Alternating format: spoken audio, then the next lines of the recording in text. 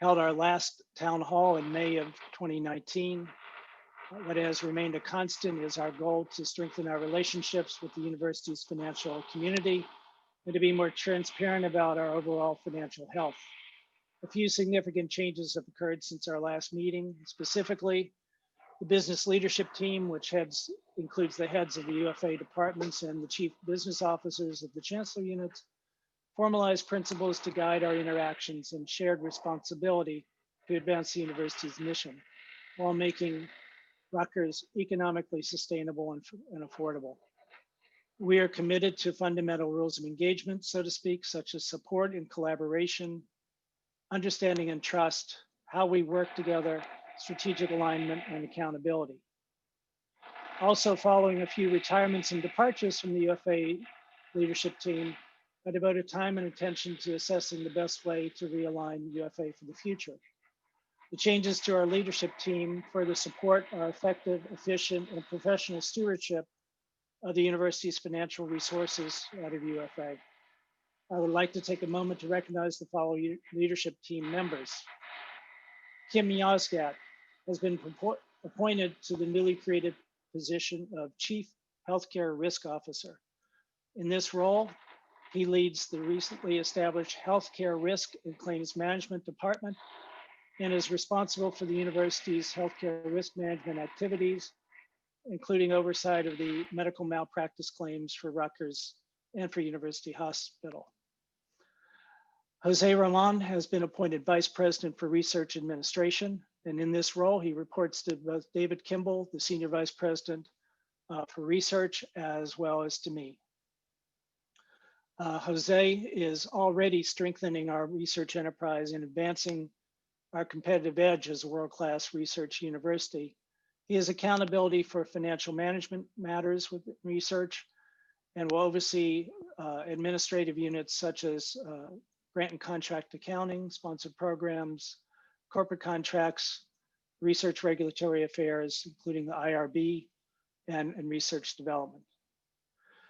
Adam Day, who's Associate Vice President and Associate Treasurer, now has an expanded scope of responsibilities that includes the development and execution of the university's internal bank strategy and program, maintaining the university's multi-year capital plan and strategic financial model, and executive level oversight of the university's Department of Risk Management and Insurance, led by Bill Troy. And while our former interim university controller is not new to UFA, Ernie DeSandro was appointed Associate Vice President and University Controller, and he continues to ensure that accounting policies, procedures, systems, and internal controls support the strategic goals of the university based on financial and industry best practices. He's also responsible for collaborating with chancellors, the vice chancellors for finance, academic and administrative leaders throughout the university to meet financial, strategic, and operational goals. John Fahey, Associate Vice President and Project Executive, has a broadened scope of responsibilities that includes leading a portfolio of projects and initiatives involving every campus, school, center, and institute, auxiliary enterprise, and every other administrative function, and advancing the strategic move towards creating a unified identity and culture, standardized practices, and improved collaboration across all central and chancellor units. You'll be hearing from John about the latest efforts in Project Cornerstone and related projects. And then finally, Ed Shear has been appointed the newly created position of Associate Vice President and Chief Data Officer for UFA. In this role, he provides strategic leadership on our data governance program and advises on university-wide data governance matters and system implementations. He is developing a data management strategy for UFA, including the continued development of our data warehouse, and is integral to the design and refinement of the university's chart of accounts.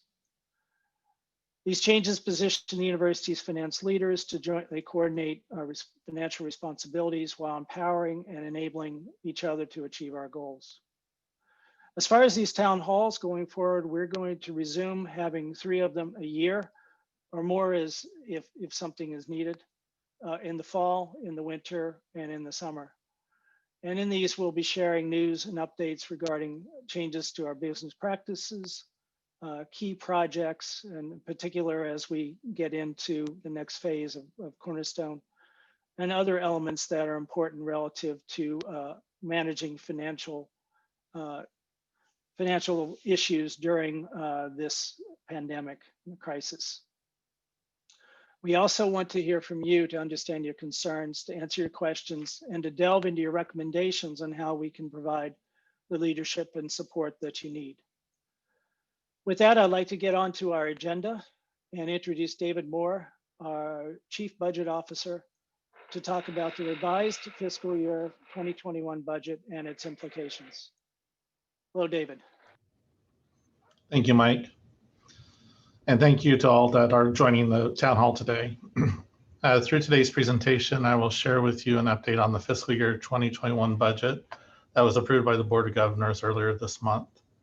This has been a year of tremendous change and sometimes moving so quickly that we can lose our place in understanding the impacts of each change. I'd be remiss if I did not mention the tremendous amount of great work that has been accomplished across Rutgers. Thank you to all of you for all of your great work and for all that you do for Rutgers each and every day. Next slide. We are stewards of the public trust and have done a remarkable job thus far in aligning our resources and shifting as we work together in developing the fiscal year 2021 budget. Today, I would like to take a step back and review the journey that we have taken as we develop the university budget. As events have been happening so quickly, it is good to take a step back at times to ground ourselves in the changes that have occurred and then review where we're at today and how we will move forward tomorrow. Next slide, please. Each year we review, challenge, and project the university's revenues and expense, which allows us to evaluate the university resources as we make recommendations to the annual operating budget. Through our financial framework, we review and update revenue projections for philanthropic activities, enrollment and retentions to help us understand the flow of our student population as they complete their educational career at Rutgers. We look at tuition and fees and compare those to our peers within the Big Ten and across the Association of American Universities. We incorporate all new and changing academic programs and account for changes and opportunities in healthcare activities. Further, we review state appropriations that provide us funding for operations and a second appropriation line that is restricted for some of our employees' fringe benefit costs. We couple this review with our expenses from the academic, clinical, and administrative enterprises with known and projected cost increases, as well as our annual debt service obligations. Net resources are used to fund capital infrastructure and physical plant projects, along with retaining funds for future one-time expenditures, faculty startups, or seeding new initiatives. Next slide. With approval of the fiscal year 2021 budget, I feel it's best to take a step back and share the path we took during the development of this budget. This will help give an understanding and appreciation of where we were going and where we find ourselves today. During the beginning of the fiscal year 2020, Rutgers was on a positive path as it relates to the university's financial resources. Ending fiscal year 2019 with a positive net amount and indications of continued strength in our revenues. That continued strength carried through the fall term, and as units developed their fiscal year 2020 Q2 forecast, again, we saw continued strength in many of the revenue categories that we track and project. The projected net increase was positive and showed a slight increase from the original budget that was adopted for fiscal year 2020. During this time, as the university, we were well into the development of our fiscal year 2021 financial plan that would include increases to revenues that had sound growth with modeling modest increases in our overall rates. Further, through the great work from our colleagues in the state government affairs, the university was advocating for additional resources and state appropriations. In late February, our pre-COVID revenue budget was on a consistent year-over-year increase when compared to previous year changes, would have allowed the university to cover planned cost increases.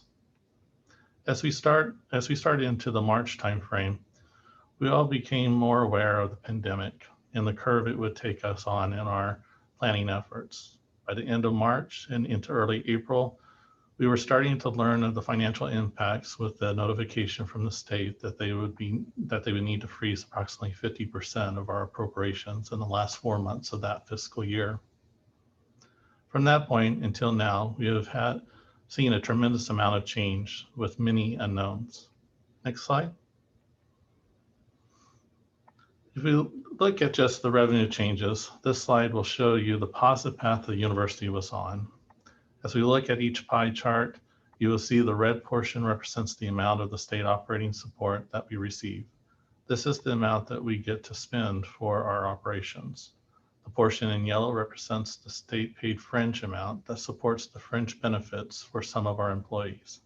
This can only be used to pay for the state supported lines for fringe benefits. The gray portion represents funds generated at Rutgers for items like tuition and fees, grants and contracts, auxiliary revenues, and gifts and contributions, to name a few. When we closed fiscal year 2019, actual revenues were $4.43 billion across all of Rutgers campuses. Approximately 6 months later, units started to forecast their fiscal year 2020 budget at the halfway mark that we refer to as the Q2 forecast. The positive increase in revenues were budgeted, and we were even experiencing stronger revenue trends with the Q2 forecast of $4.57 billion. As I shared in the timeline, at this time, units were well underway in developing their fiscal year 2021 working budget, and anticipated revenues were trending toward an increase of approximately $4.77 billion. This is the revenue growth needed to address the anticipated increased costs that we were looking at for this current year. Next slide. At that particular point, the governor's executive order was issued and universities started shifting to remote status as the university was grappling with a list of items that were unknown at that time. Items like the state appropriations support continuation, allocations of federal relief funding, how this was impacting the university missions. In addition, with the unknown travel restrictions, how would the pandemic impact our students and the university's enrollment? Healthcare and clinical services was an unknown and not sure of the impacts of telemedicine and how that would impact our overall clinical care. And how soon would people be able to return to elective procedures and surgeries at that time? With social distancing, how would our auxiliary enterprises, housing, dining, parking, as well as athletic events be impacted? This created a very challenging time in the development of our budget and projecting revenues while adjusting to expenditures to try to align with available resources. Thank you, Nick. Go back one, please. Thank you. With all the unknowns at this time and continuing to some degree today, the key challenge is how does Rutgers remain accessible for students while being affordable and continue to provide the high quality that we are known for providing, that provides a great return on the investment for our Rutgers students. This will be the challenge now and into the future as we navigate through these challenges. Next slide, please.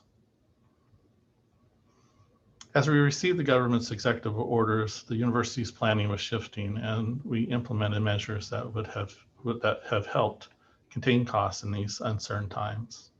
Early stages of that planning was looking at multiple scenarios of opening, continuing spending limits on travel and discretionary spending, addressing concerns about upcoming classes and retention, holding tuition and fees flat for most students, while planning to refine projections over the summertime.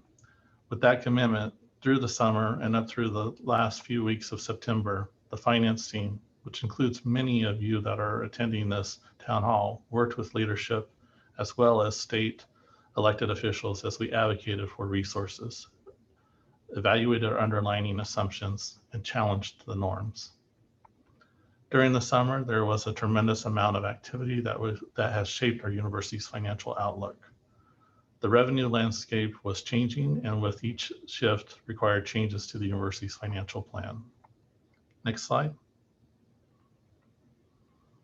This slide illustrates the revenue reality and how it has changed significantly. Following the path that we were on, in June we had actual revenues of 4.43 billion, followed by approximately a half of a year later with a forecast for fiscal year 2020 of 4.57 billion, or approximately 145 million increase. Further, an estimated pre-COVID revenue budget was being projected at approximately 4.77 billion in late February, or another increase of approximately 197 million. After tremendous changes over the summer months based on better understanding of the possible outcomes from what we know today, a final budget concluded with a revenue budget amount of 4.32 billion, or a decline of approximately 448 million. A decline that took place in less than a year. Next slide. When we look at our revenue budget of 4.32, it is made up of a number of revenue streams that the university tracks each year. The pieces of the revenue pie that are in gray represent the funds generated or awarded to Rutgers, with a portion in yellow showing the allocation from the state that is restricted to cover fringe benefit costs, and the portion in red representing the portion of state operating funds that the university receives and can use to support its operations. The largest revenue streams include student tuition and fees, patient care, followed by grants and contracts, and the portion of the state funding received for operation. In total, the revenues anticipated in fiscal year 2021 is less than the prior 2 years. Next slide. As we track the university revenues, we look at prior year actual activity, projected activity shown with the fiscal year 2020 Q2 forecast, and the adopted budget for FY 2021. From this slide, I will focus on the last column that shows the difference between the fiscal year 2021 budget and the fiscal year 2020 Q2 forecast. One note to make, the Q2 forecast was developed just before the health crisis started to take hold. As we look down this last column on this slide, we can see that most of the revenue streams are showing the decline. The first category is student tuition and fees that shows a negative amount of 59.5 million. That represents lower enrollments and primarily students from out of state. Federal and state aid, student aid is increasing primarily due to receiving additional funds from the Federal CARES Act that was designated for students, student financial aid to support our students. Under the New Jersey state appropriation, we see that we have a slight decrease in operating funds when compared to the forecast in fiscal year 2020. State paid fringe shows a decrease of 16.2 million, which is an offset with an equal decrease amount in the expense budget, as these funds are only used for the portion of our fringe benefits.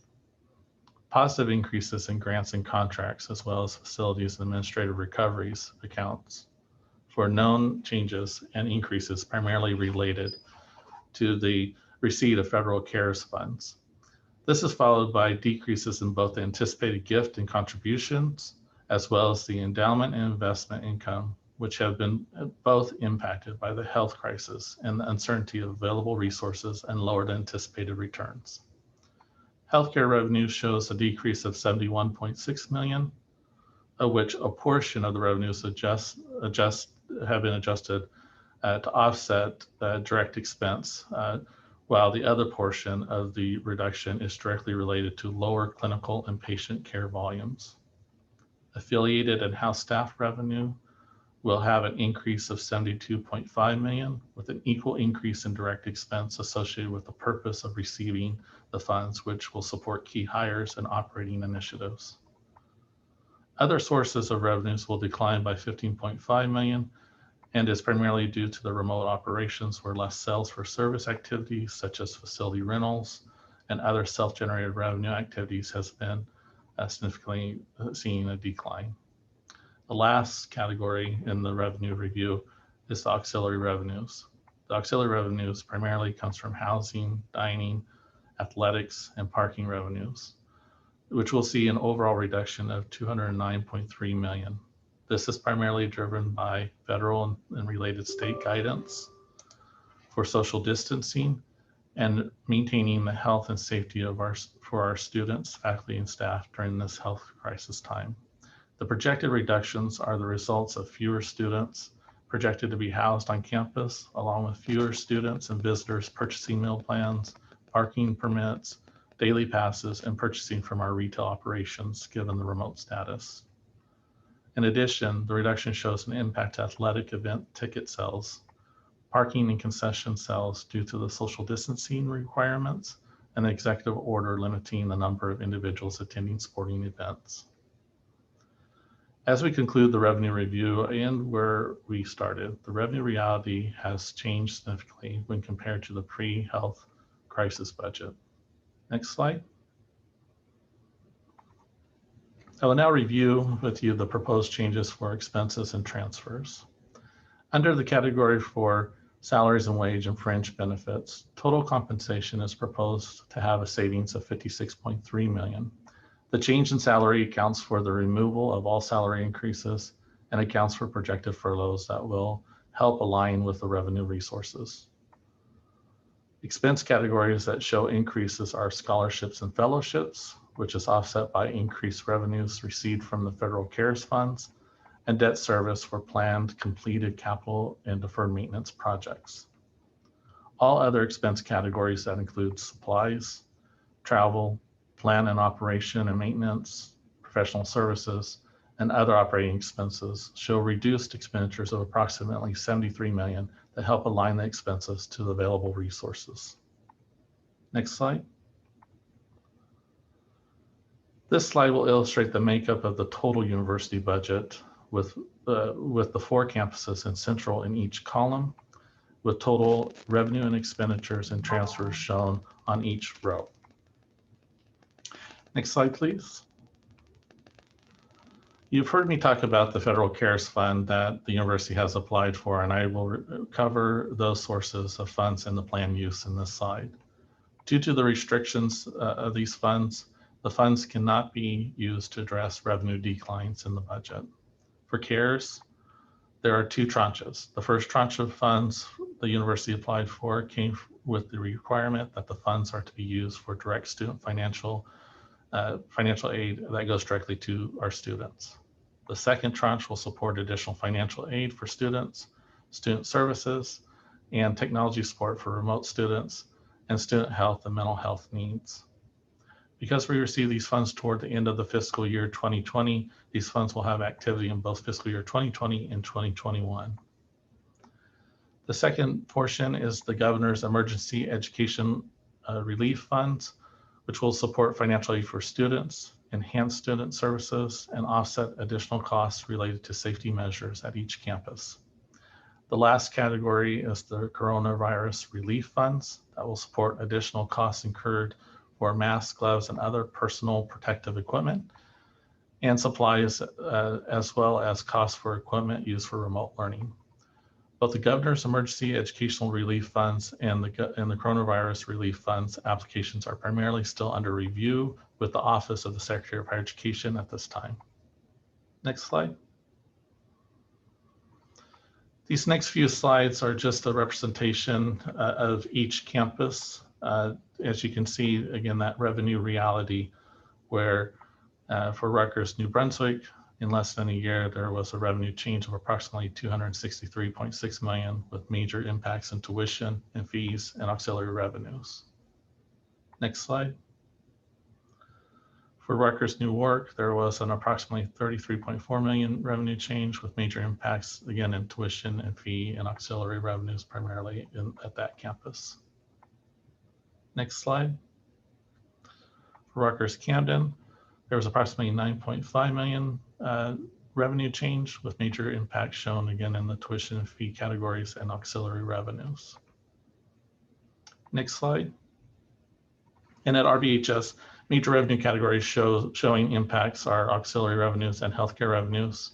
One note to make or to note here on this slide, of the change of $125.6 million, approximately $23 million was due to an accounting change that had an equal amount of reduction on the expense budget, which this change was a net 0 impact overall, but still an overall revenue change that you can see. Next slide. In summary, for the fiscal year 2021 budget, when you look back at the prior 2 years, the anticipated 4.32 billion budget is less than those experienced in the fiscal year 2019 and estimated for fiscal year 2020, with tuition and fees, healthcare revenues, and auxiliary revenues being the major revenue categories that have been impacted the most by this health crisis. Next slide.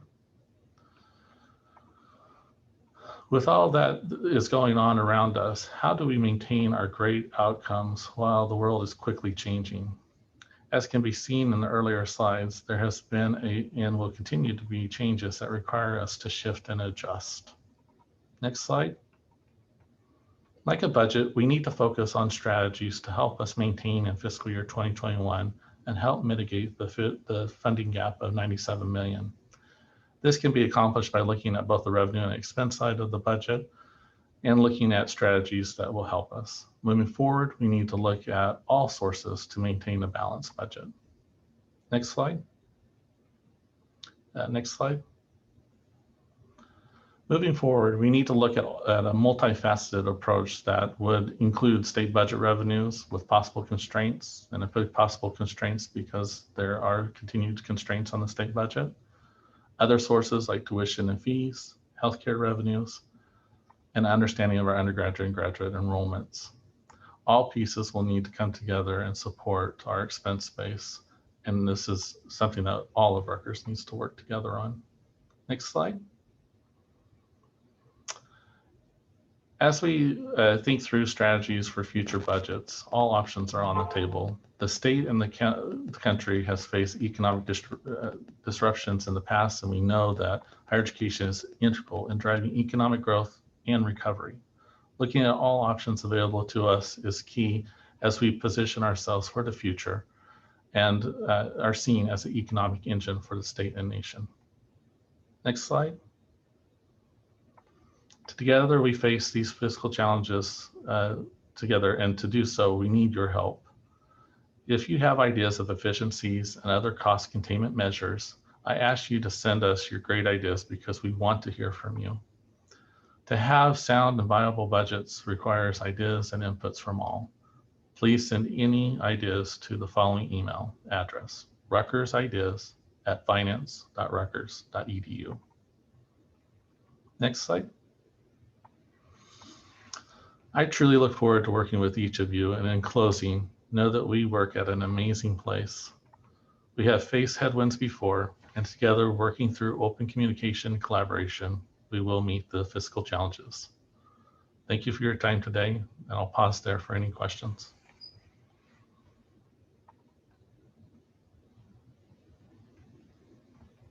Great.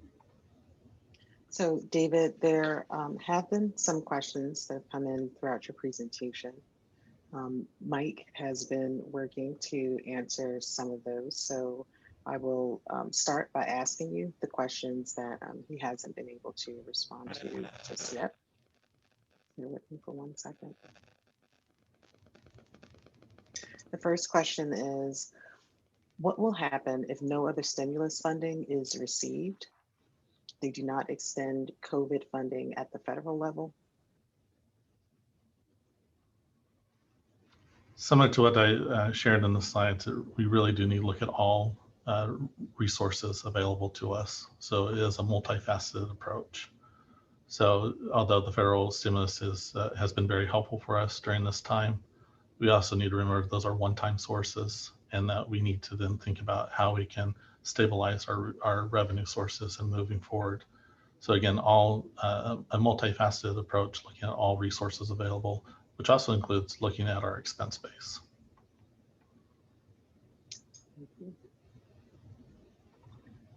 The next question is, how long does the university project that hiring and wage freezes will be in place? I think well into fiscal year 21, as we continue to have a budget gap of 97.1 million. We will continue to need to look at ways to close that gap. We do need to be mindful throughout the year, though, of critical hires that need to happen. But we do need to remember that we do have a gap that we do need to address. Does the university project needing to implement additional furloughs not already put into place, even if the actual furlough days have not been taken? So the furlough days that are currently in conversation continue. We will continue to monitor our budget and monitor the soundness of the revenues that we have projected thus far, and to see if there will be additional needs for additional cost containment. We are also looking for other ideas too. Again, going back to Rutgers ideas at finance.rutgers.edu, please send us your ideas. It'll be very helpful as we move through this year and as we develop future budgets. And it looks like we have just one more question. Mike has just answered the last one. So our final question, in comparison to the prior year, how many full-time and part-time students do we have, and how many are on campus? So I do know we have very little on campus. Those numbers are continuing right now to be looked at and looking at a comparison. But something that we can get back to that question particularly. But what we have is we do have a reduction in out-of-state, but we do have an increase in in-state, something that was not a complete surprise to us, just given the restriction travels and the decisions on that parents and students are making in terms of where they are going to attend college, whether they be new or whether they be visiting from another campus. Another question did just come in. Will we receive some sort of give back for the reduction of use in use of services related to cost pools? So in terms of overall cost pools through the RCM, as we were developing the budget, so there was kind of two phases of the FY 2021 budget.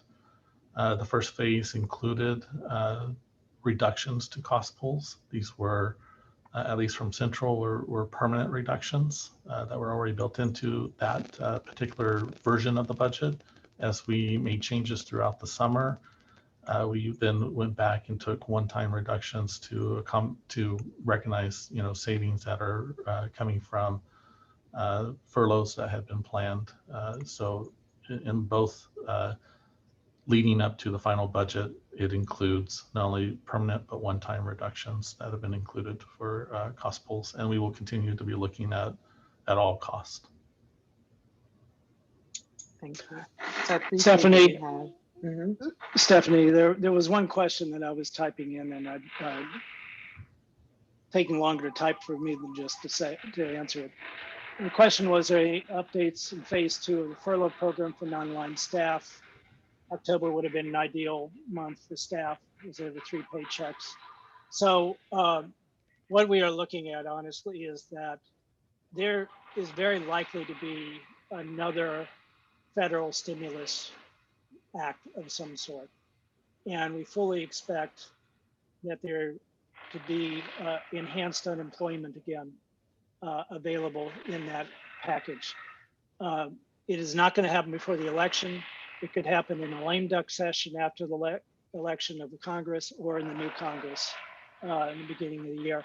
So we are trying to watch that very closely, because certainly from an economic standpoint for those taking furloughs, it would be better if we had that available. So whereas October would have been good just from the standpoint of the paychecks, as was noted, we really feel it's important to see what comes out of Washington. Thank you. Do we have a few more minutes to answer some additional questions? So looks like we have a few more that came in. How will the university determine critical hires? So I think that really comes down to each hiring area and working up through each campus through the chancellor's office, and then working with university HR to really to determine what that critical hires are.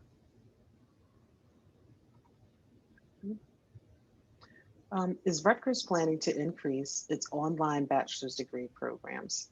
Having more bachelor degree programs online at a competitive tuition rate may help increase student recruitment and increase revenue without having to worry about having too many students in a classroom.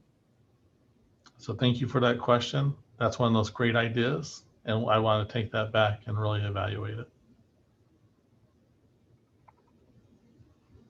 One second. Let me answer that. So when the furlough days are given for FY21, will we have to enroll again in unemployment, or will it be automatic since we've already created our accounts? I'll answer that one. I believe, but I will confirm, and we will post the answer that you're correct that since the accounts are already created, they will not have to be set up again. But I will confirm something on that and make sure that we post it. There was a question in the chat asking about the email address. We'll put into the chat the email address for the Rutgers idea as well. And so keep an eye out for that. Plus it'll be available on the presentation. Okay. Do you have time for one more question? Sure. As people eventually return to campus, some revenues will return. Have there been projections on the return revenues based on possible opening dates? So we continue to look at and monitor kind of possible opening dates and realizing that there could be some return of revenues, but we don't know how much at this particular time, what that glide path or that runway would look like in terms of return to where we were at one point prior to the healthcare. So we'll continue to be monitoring that. So at this particular point, we know that we are in a remote status and a lot of things are dampened by that, if you will. If I could add to that, please. We very much want to get the university back to in-person situation for our students. But we're going to be extremely careful because of the virus. It is striking that virtually every state in the country right now is seeing an increase. And if it was announced yesterday that if that New Jersey, Pennsylvania, and Connecticut have both exceeded, have all three exceeded the threshold that those states plus New York were having in place for travel advisories. So that is very concerning as the second wave comes through. And all I can say is that this is a humbling experience from the standpoint of what do we know and when do we know it, and what do we think we know and what really happens. If I could tell you how many things that we were guessing back in April, May, June that have turned out to be completely different this fall, which is one of the reasons we did an updated budget. It is extraordinarily humbling because this is unprecedented. And I think we continue to have to be flexible. So we're going to want to get to a position where we have different scenarios that we're looking at in case this happens, or in case that happens, or in case that happens. But until we see what happens longer term with therapeutics and with vaccines, we just have to be flexible. It's extremely frustrating, as I was saying, for on a webinar the other day, for financial types like us to have this kind of uncertainty, but it's life with us right now. So with that, I think that we will transition to the next topic. I would like to ask all of you to send us questions, send ideas. Stephanie just posted the email address. Rutgers ideas at finance.rutgers.edu into the chat. Please take a look at that. One of the things that we talked about along the way having to control is discretionary spending. And as I indicated in my message on October 9th, the adjusted budget assumes cost savings, including furloughs that we've talked about and hiring freeze, but there's also a continued prohibition on business travel, ongoing suspension of new capital construction projects, and review of all active projects, and a freeze on discretionary spending. And as noted, we'll explore all other types of measures that we can take during the year. And this includes continuing to draw down, as we've had to, on previously designated university reserves and set aside for other purposes. In the next few days, we'll announce the availability of new discretionary spending guidance, along with a monitoring and reporting dashboard and a cleaner, workflow-driven escalation process that will facilitate units in making decisions or asking for certain types of procurement of goods and services that are necessary, appropriate, and reasonable for the missions. Making significant adjustments to previous spending patterns and processes will require a strategic shift in mindset by everyone, and will lead to better ways to manage spending and realize savings without sacrificing quality and timeliness. And very much of this is dependent on better data for you available as we go through.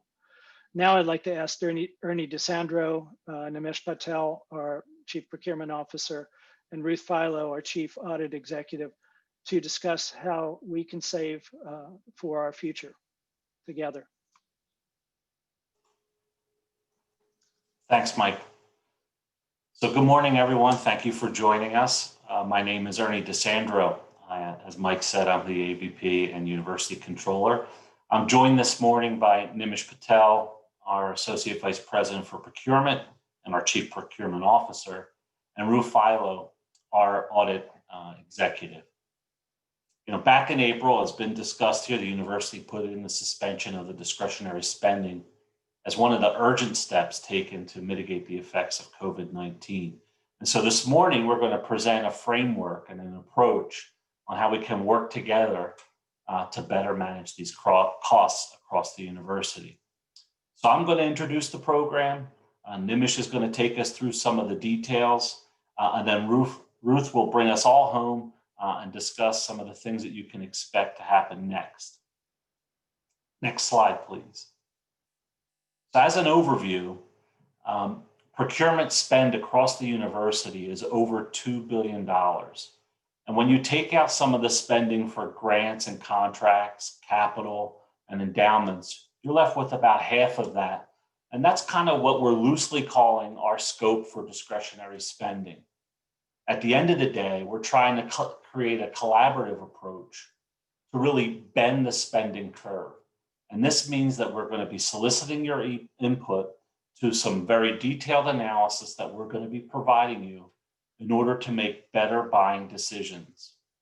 Right off the bat, we've identified several areas of improvement that we want to work on. For example, did you know that there were 25,000 checks totaling over $160 million that were processed without purchase orders in fiscal year 20? Or that the university spent over $100 million in quick orders or non-catalog orders?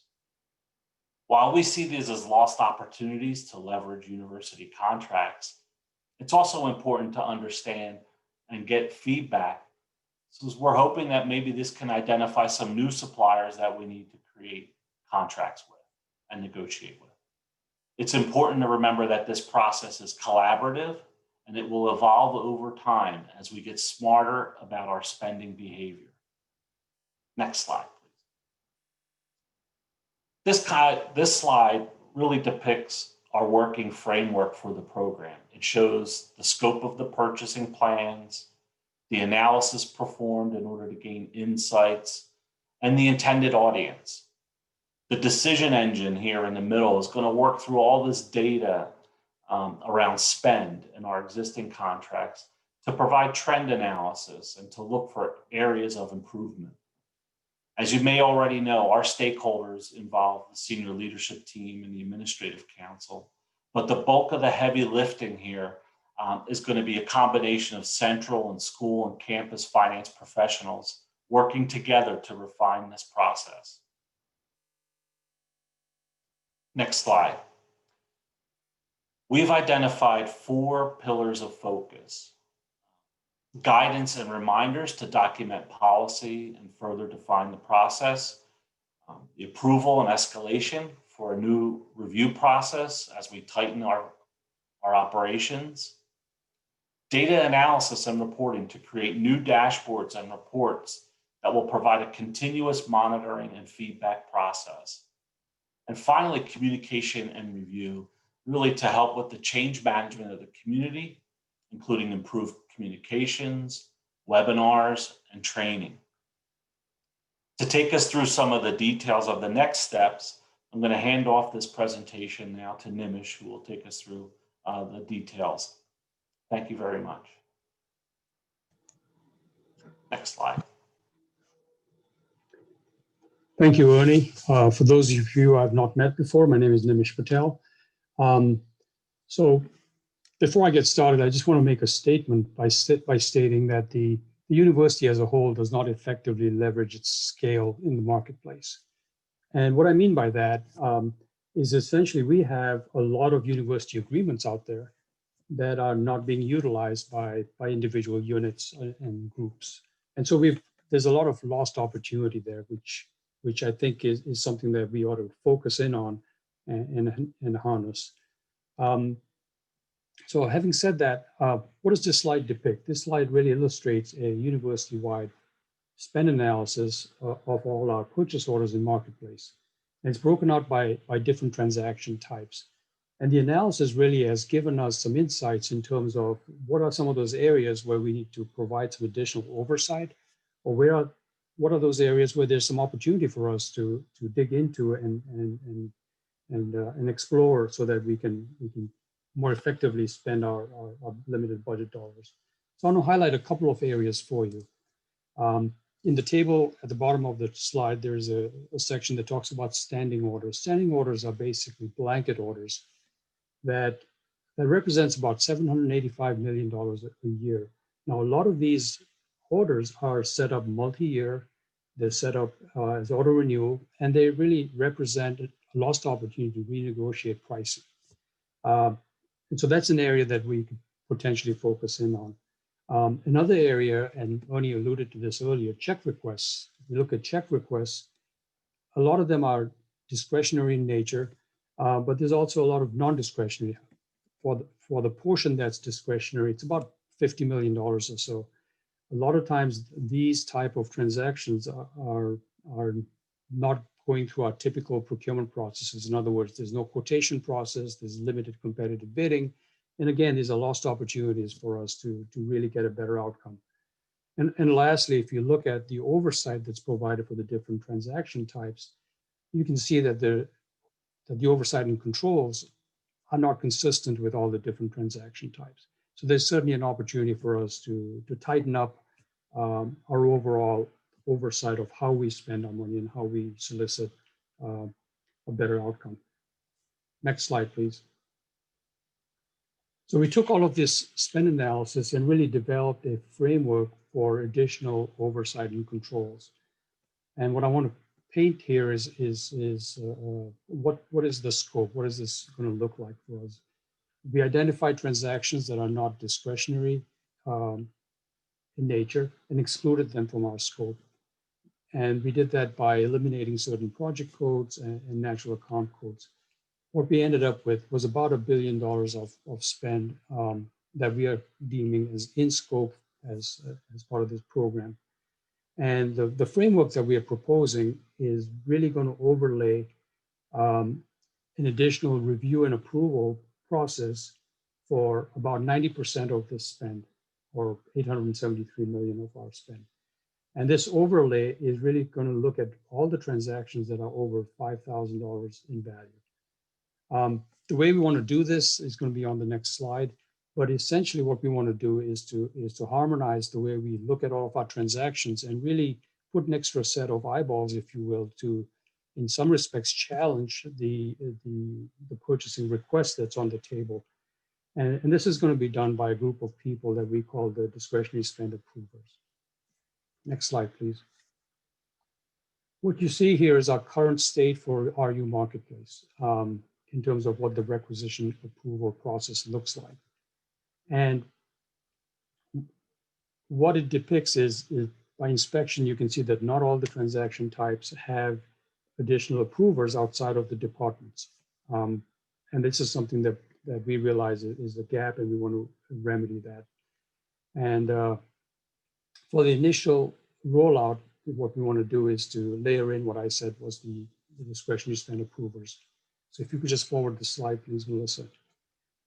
And this review and approval process will be layered into Marketplace. And we've received nominations for people who will be providing this oversight.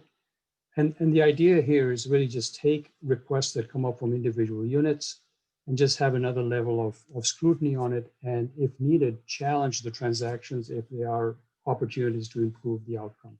And I'll give you an example of a typical type of challenge. It could be a challenge where we have an existing university-wide contract that's not been requested for use for this transaction. And one example would be a requisition that stood up to buy office supplies from Staples. Well, we have an Office Depot contract with renegotiated pricing that would probably give us a better outcome. So that would be an area where potentially we could challenge that transaction and change it before we actually place the order.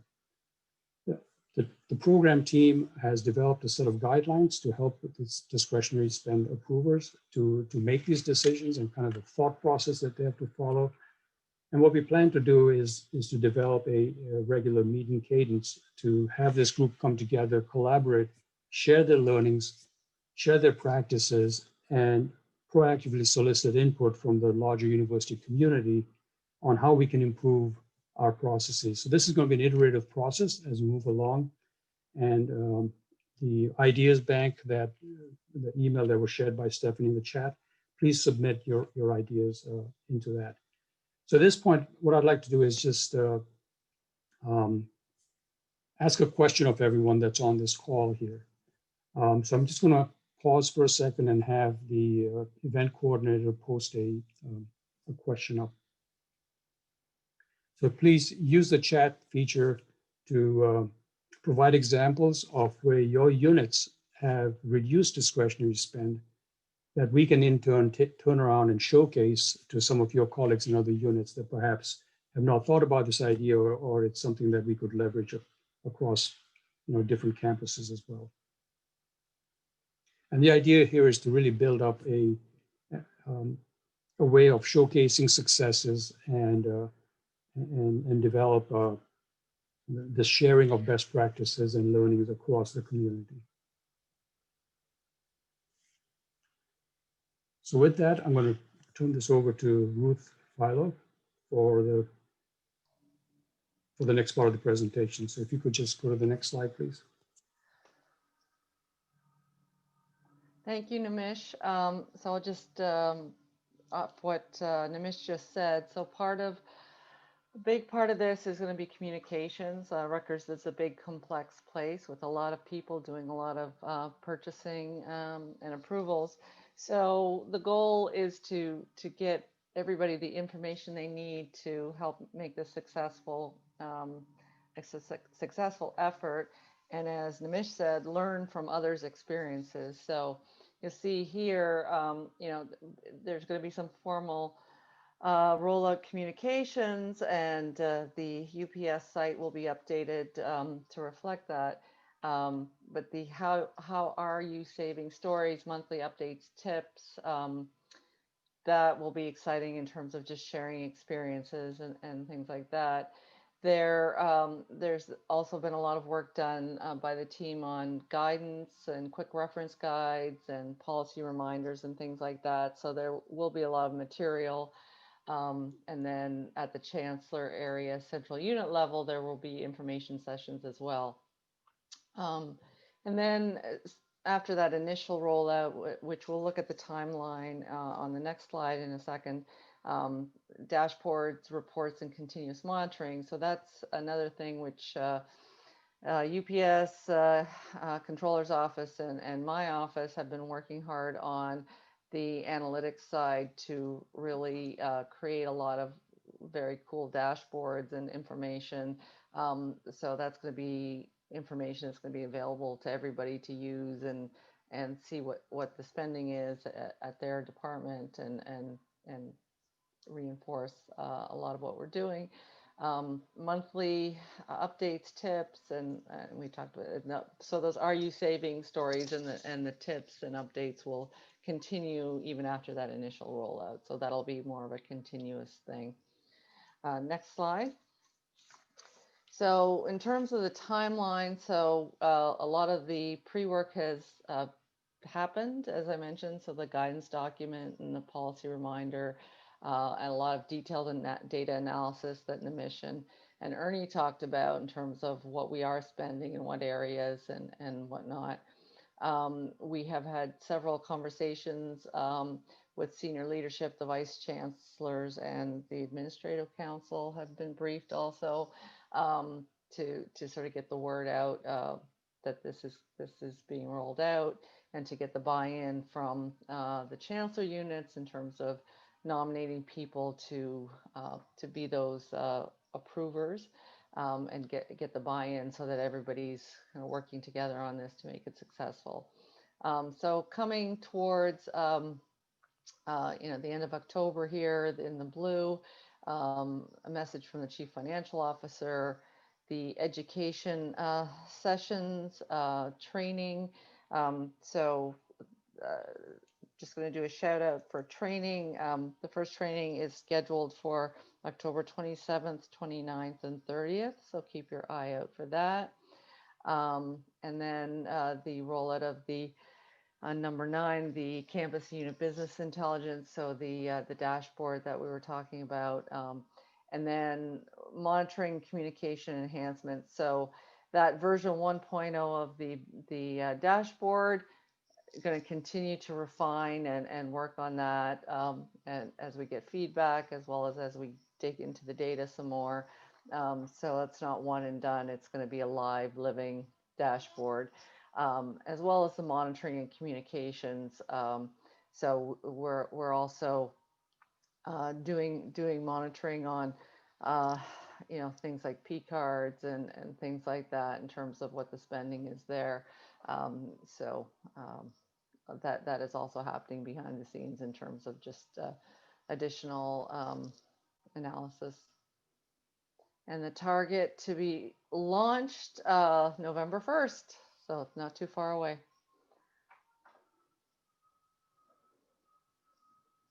Bravo to Stephanie and her team. I think they had the biggest hand in the presentation.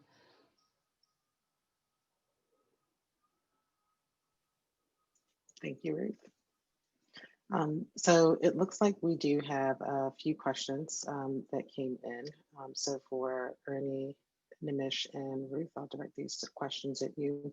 One question that came in a couple of times is, what if it's cheaper to use Staples and Costco because oftentimes their costs are lower? So going back to the office supplies example.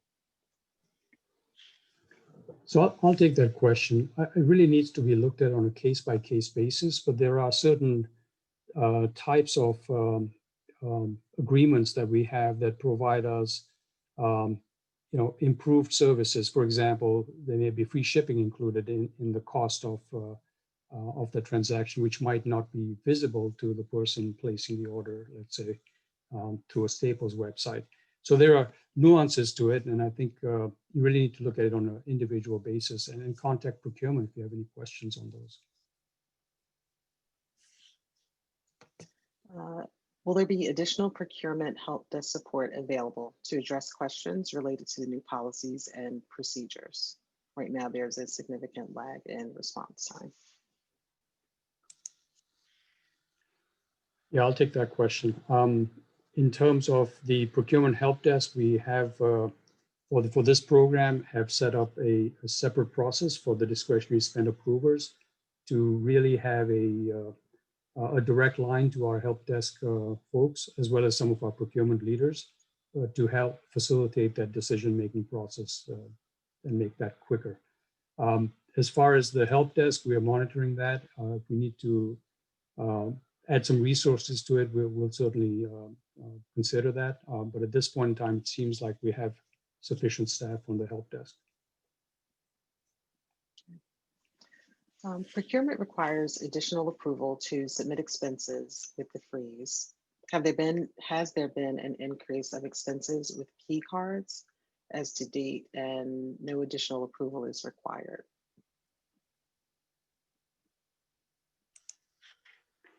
That's a little difficult question to answer. Overall, our P-card spend has been trending up. And the reason being is we've been proactively deploying the card across multiple units and continue to do that. We also have been proactively deploying the P-card as an alternate payment method for our suppliers. So essentially, we're getting a rebate on the back end of our supplier payments as well. And so the P-card spends have been growing month on month. So I can't really answer that question specifically, but it does bring up a good point, whether we have seen individual departments P-card spend grow as a result of COVID. I don't have an answer, but certainly we'll look into that. And if there's something significant, we'll address it. Thank you for bringing that question up. Yeah, and I just want to add to that, so that we are working on refining P-card monitoring. So that is part of our program as well. So we don't have definitive results on that yet, but that's part of the plan as well.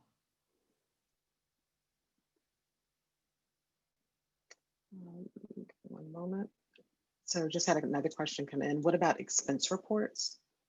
Managing costs is challenging to control since expenses are done before the approval.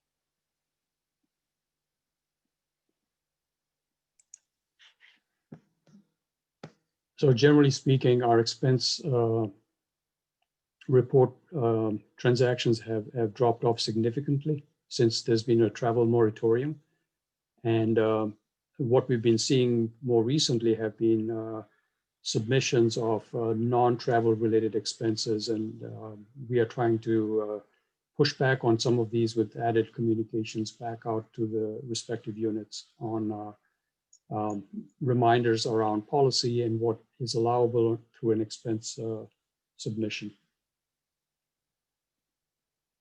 I think we have time for maybe one or two more questions.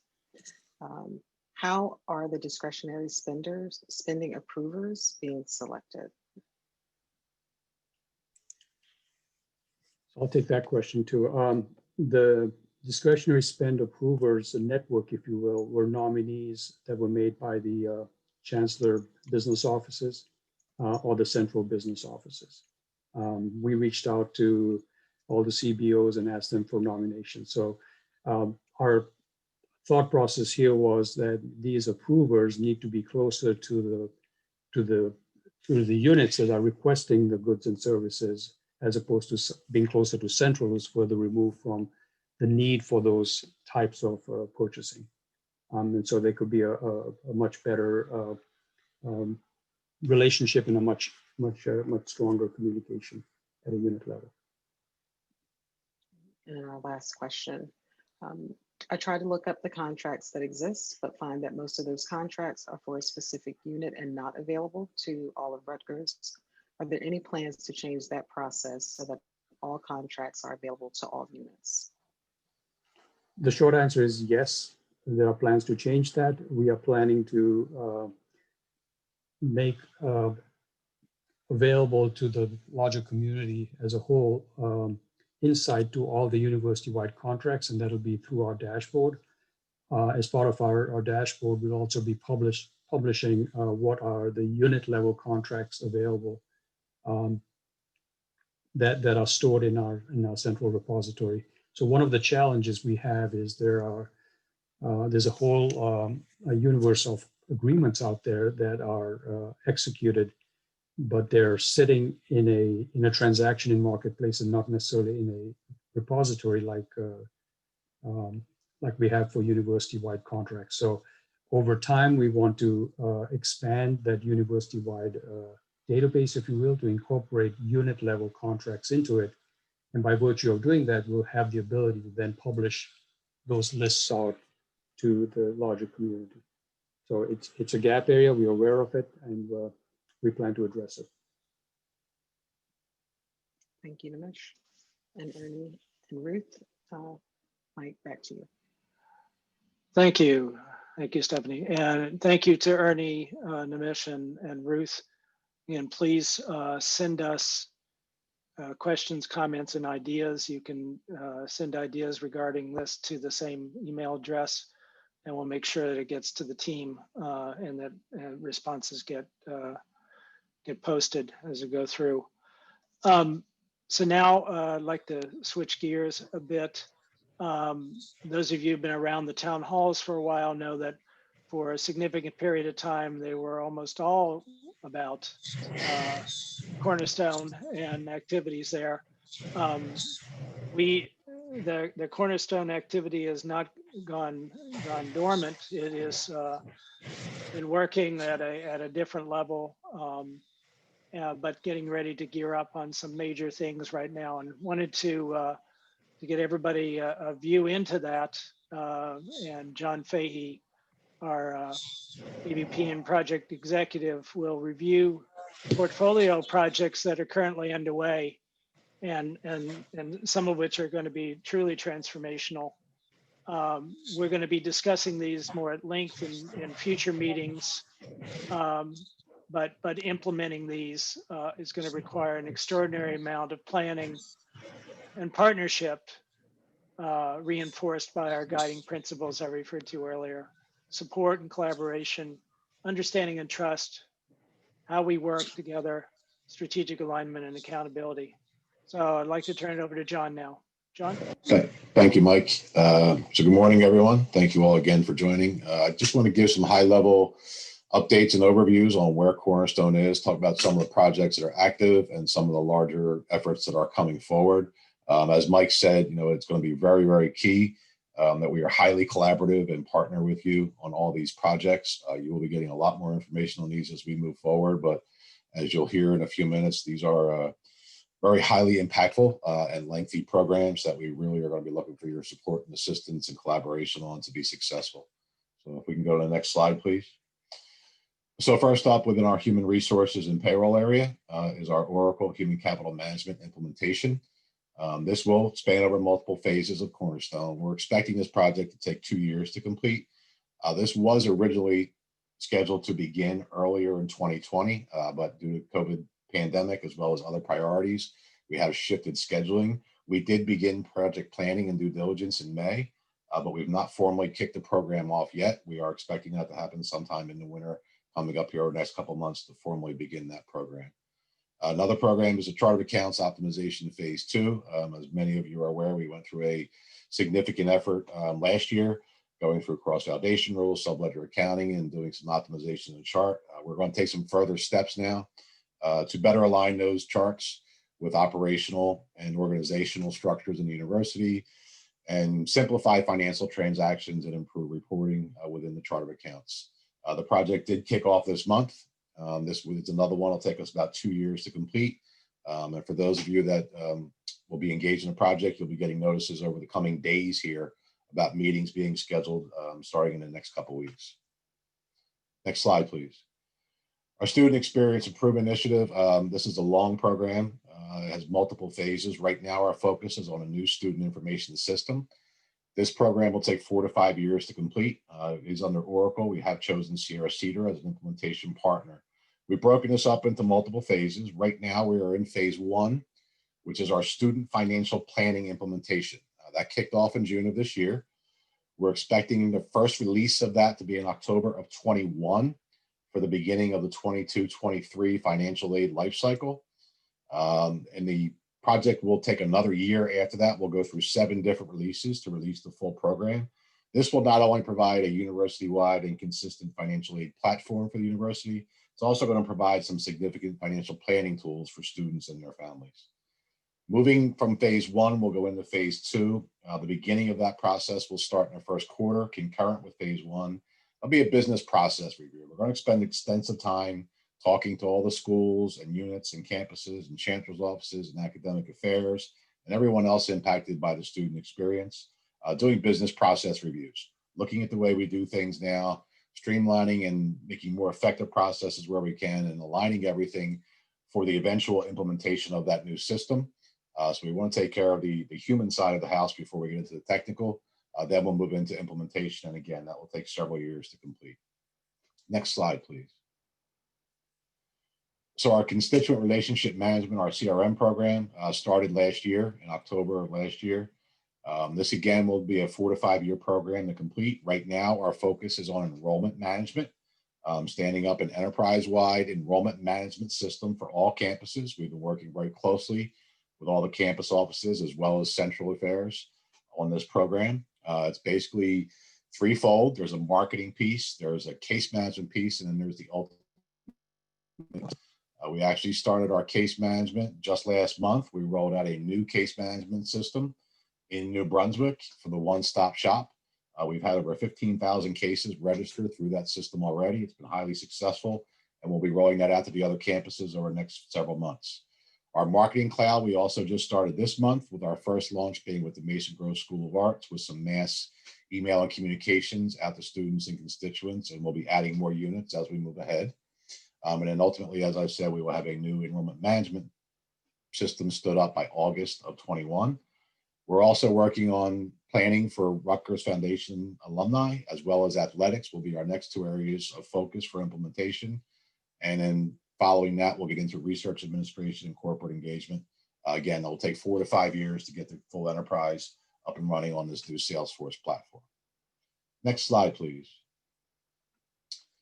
In the procurement area, 2 key programs are coming up. One is for a travel agency program, and the other is for a new expense management system. Nimish and his team are finalizing the RFP process, and awards are in progress. We're beginning project planning. So our kickoff meetings are in schedule, are still in planning right now, but we will be communicating to everyone when those will begin and get timelines out to everybody. The idea is to get the travel agent piece done first, followed by an expense management implementation. We also have a new lease administration system being implemented right now. We are in implementation at this time. This was driven originally by new requirements from GASB around lease administration. However, we've expanded the scope, and this will be a full lease administration and accounting system for the entire university.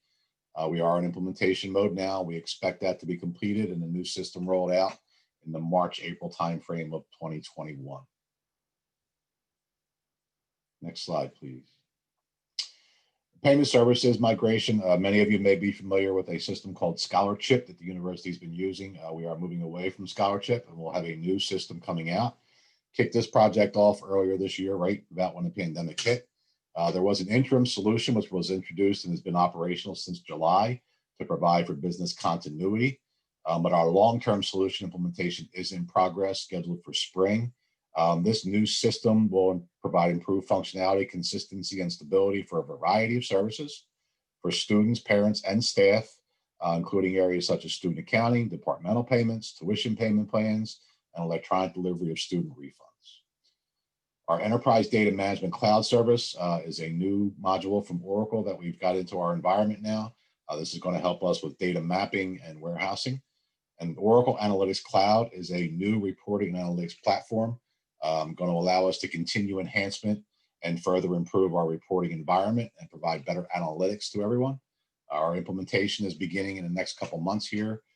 Final schedule is TBD, but it will take a couple years because we will use that program in conjunction with many of these major projects I just discussed to develop reporting and analytics out of our new HCM and student and CRM systems.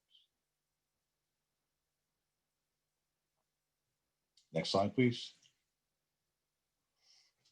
So Stephanie, before I turn back over to Mike, we did have a couple poll questions. Do we have results on those?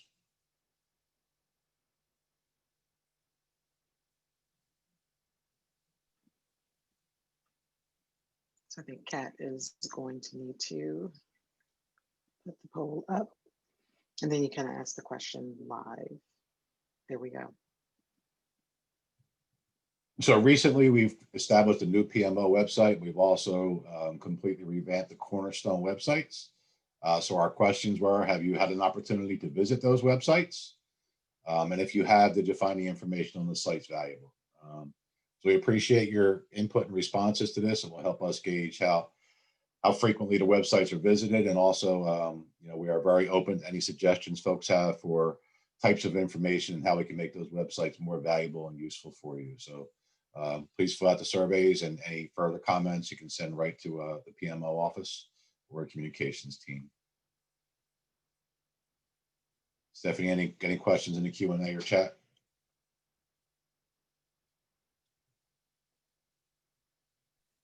Yes. So one question did come in. What are the changes being made to the chart of accounts in regards to the general ledger and project string? So currently, as you're probably aware, our current chart of accounts consists of 10 segments. We are not restructuring the chart. We're not changing the number of segments. We're not changing the number of characters within the segments. What we are doing is there are 4 of those 10 segments that we are redefining, and we'll be assigning new value sets that better align to the way our organization is structured. And the changes will be worked on with you all. There will be a lot of mapping, obviously. There'll be a lot of data conversion that is required to meet the new chart values. But ultimately, this is just a better alignment with the way we operate. We have the proposals right now, and we will be reaching out to all the CBOs, business officers, and finance officers across the university to review our plan and discuss the implementation strategies and how the process will work with you.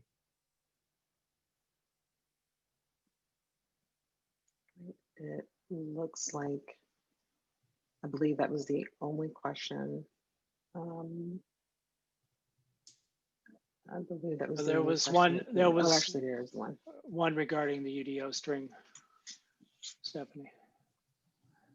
So will you implement a new UDO string configuration that will allow direct service providers to track their budgets on the general ledger versus the sub ledger through projects and tasks? For example, the department is currently the O, which means to track expenses in a meaningful way. Natural codes are not meaningful to departments. We now have to use projects and tasks in the sub ledger, which is a pain from a reporting and consolidation standpoint, versus if the department was the D versus division, and the O was more like a project, then this process will be easier. Yes, so without getting into great detail, I will address that question by saying this, right? The UDO, especially the D, right now the D is division. The D is one segment where we're going to undergo significant redefinition and value redefinition and assignment as well. That will become a department segment. So in short summary to your question, the answer is yes, the current functionality and usage of what we currently call UDO will undergo significant changes, which will better align and mitigate some of those issues you're pointing out. And we will provide all specific details for you as we kick off our meetings in the coming weeks. We have a few more questions that came in.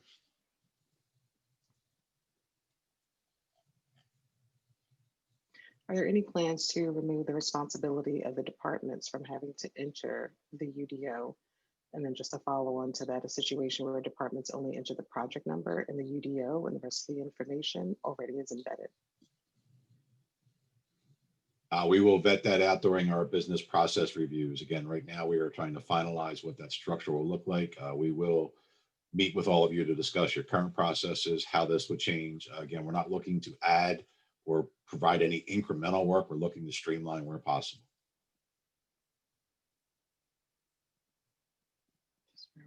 Just going through some of the comments to get to the questions.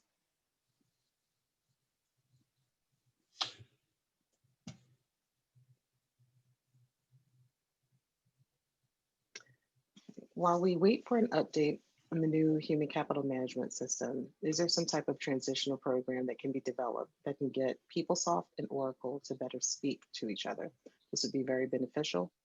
When an update takes place in one system, the other system can be updated as well, This would alleviate the need for multiple charging instructions, especially in instances of incremental federal awards. In addition, this would help reduce the number of individuals who are transitioned to the payroll suspension list. Can this be something that's reviewed for possible implementation? So the answer is yes, it can definitely be reviewed. You know, we do have a list, which has been a running list, of course, of challenges between PeopleSoft and Oracle, and within PeopleSoft itself. We continue to monitor that list, and as we're getting into the design and implementation of the future HCM, knowing that's 2 years away, the project team and executive teams do review the key items that are coming back as feedback, and we make a decision based on criticality, resource, time, investment required to make those changes, ones that make sense for the business, and that would be extremely helpful. We are looking to implement within PeopleSoft as an interim solution while we move to HCM, but those are really on a case-by-case basis and determined by how much effort and resource time is required versus just building it into the new system. But if there's any specific examples, again, we are more than open to your feedback and input. Please provide those to us directly at the PMO office, and we will make sure that they are addressed. One thing I will say is the other key here is that, if we're not implementing it in the current system, we want to make sure it's taken into consideration and built into the future state. I believe there was one more that we can get to before closing out. Who will be invited to the meetings regarding the restructuring of the UDO, et cetera? So we will begin by speaking to the vice chancellors of finance and the chief business officers across all campuses and business units at the universities, and they will provide us with the recommendations and nominations and team members within their schools, units, and businesses that they would like to be participating in the project. Okay, great. Thank you. John, do you want to share the results from the poll now? If you have them.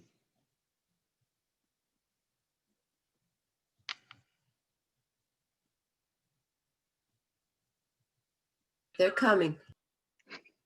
Thanks, Kat. Okay. Very good. So it looks like a lot of people have seen the Cornerstone website, not many in the PMO website yet. Our apologies for that. We did not send out too many broader announcements of that site, but it is up. Stephanie has put the address in the chat. So please feel free to welcome that. These are both areas you can go get project updates and portfolio updates. And I'm very glad to see the 44% felt the information was useful. Again, please continue to monitor those websites. We will continue to update those and provide the latest information as it becomes available. And any suggestions or comments for enhancements or improvements to those sites, please don't hesitate to reach out and let us know. Thank you all very much for your responses. With that, I'll turn it back to you, Mike.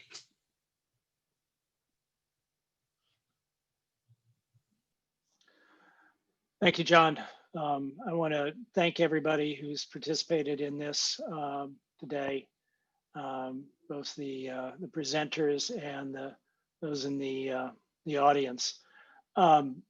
We are not, there are some questions we haven't been able to get to, but what we are going to do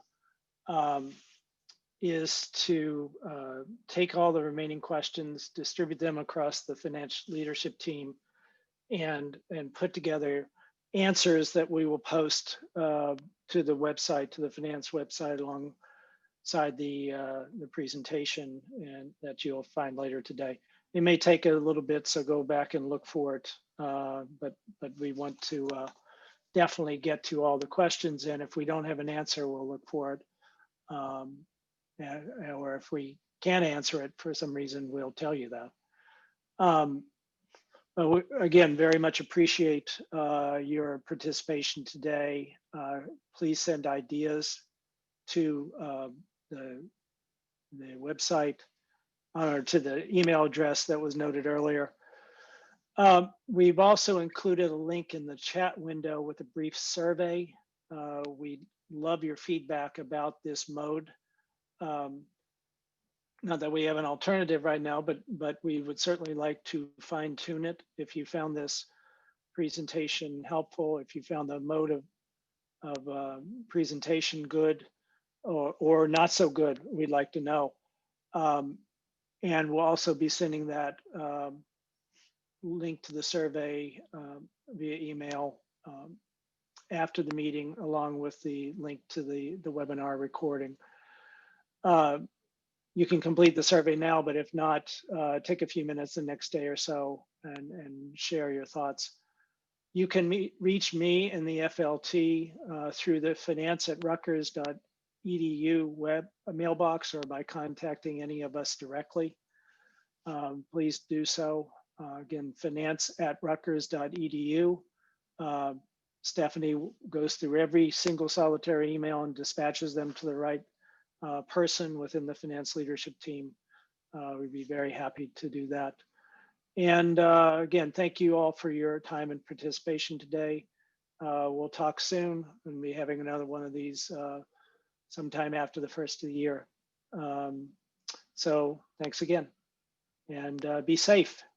The 3 W's: wash your hands, wear a mask, and whatever the third W is, it means keep appropriate distances, social distance. Thanks. Watch Take your care. distance. Watch your distance. Thank you. I always forget that one. Thank you. All right. Take care. Thank you all. Stay safe. Bye now. Bye-bye. Thanks, everyone. Bye-bye.